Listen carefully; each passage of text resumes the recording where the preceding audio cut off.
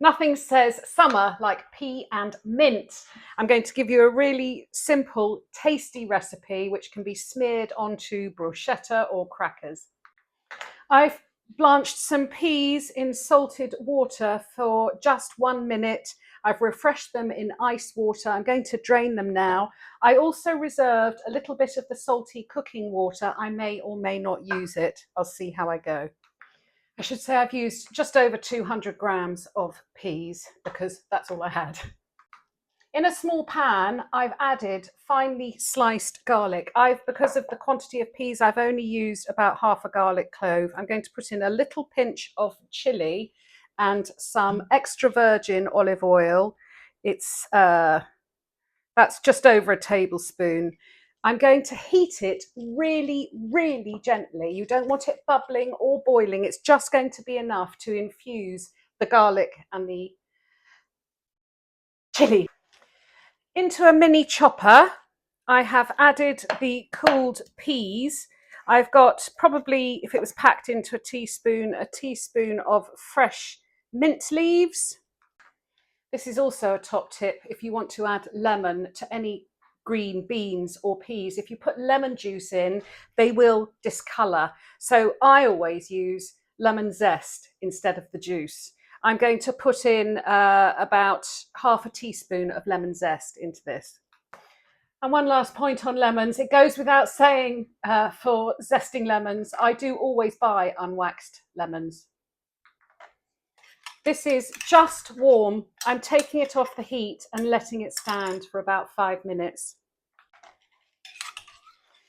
Add a little bit of the oil. You don't need to add all of it at this stage. A little splash of the cooking water and give it a blitz. Taste it. Adjust whatever seasoning you need. Mine needs a bit of salt, and I think I'm going to put in some more lemon zest, and that's done. Serving suggestions: smear a crostini or a bruschetta with either some creme fraiche or ricotta, a little spoonful of that delicious bright green puree, top with a few chives. There you have it, down in one. Store in a sealed container in the fridge. It'll keep for 2 or 3 days. One last thing, fish fingers. They are my guilty secret. I always have them in the freezer. I bake them. I don't fry them. And I'm so chuffed with this. I've just made this for my lunch. I've sliced a tomato on the bottom.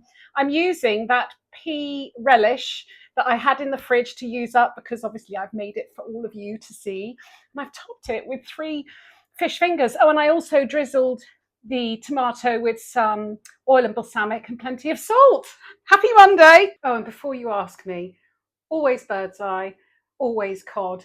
I would not be ashamed to serve that up to, I would say, good friends with a little bit tongue in cheek, but it was delicious. People aren't eating enough fish fingers.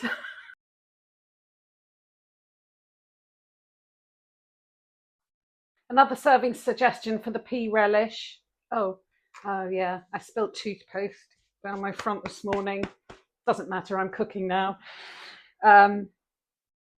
Pre-cook yourself some bacon, make it nice and crispy. I am a fan of a chef's ring.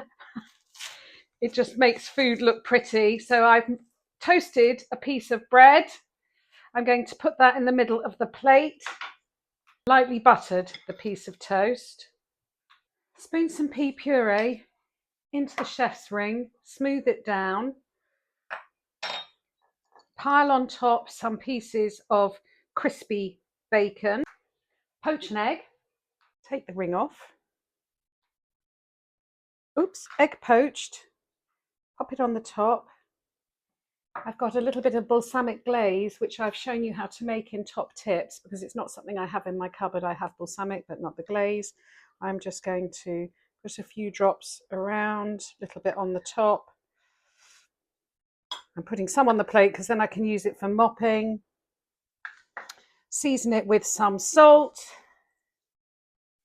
some pepper, and I know what you want to see. I want to see it too. I'm going to cut into it. Where's the yolk? It's there. Okay. Can you hang on? I'll come in close.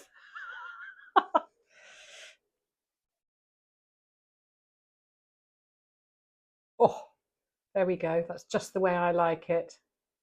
You see, it's beautiful. Enjoy.